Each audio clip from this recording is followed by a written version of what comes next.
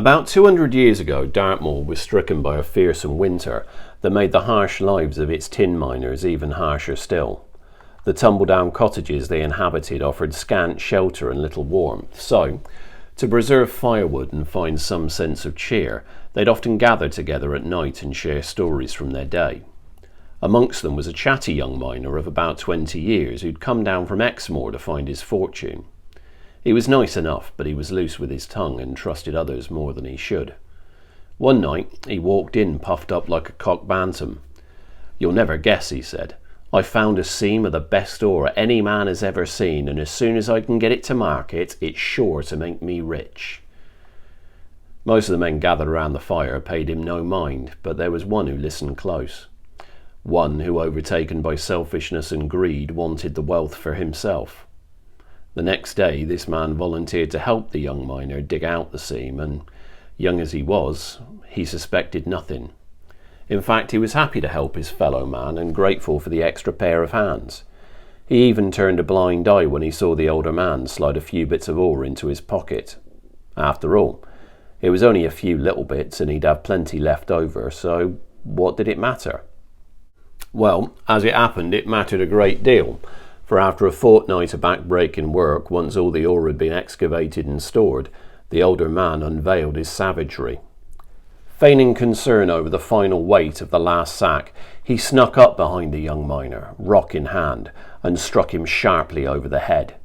Again he struck, and again, pummeling the poor young miner until he lay dead at his feet, and then, with mock horror, he cried out, "Help! Help me! A terrible accident has befallen the lad!" Now, men who work together in such close quarters tend not to suspect each other of foul play. So they took the man at his word and made sure that the young miner was given a decent burial. More than that, no one batted an eyelid when the murderer lay claim to the ore.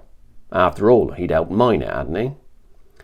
Meanwhile, the man played his part, publicly grieving while privately he revelled in malicious pride and dreamt of all the things his ill-begotten wealth would bring him.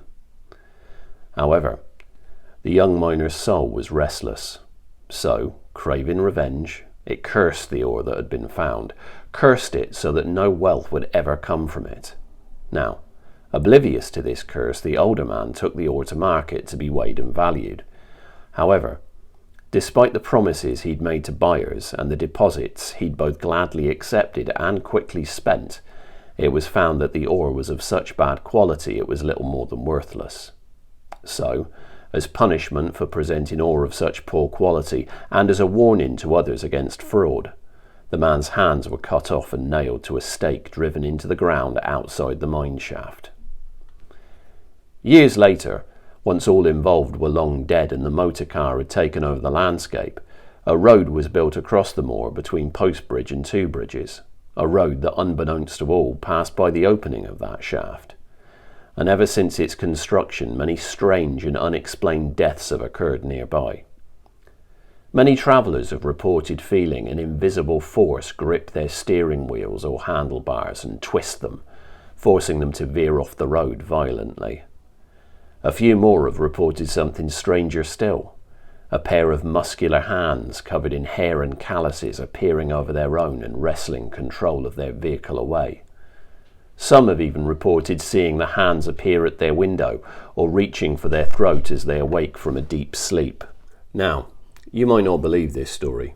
You might believe that all these crashes are caused by nothing more than careless drivers and sharp bends. Either way, if you do find yourself driving on Dartmoor, especially when the lights dim and the mists descend, you better be safer than sorry, and take a little extra care.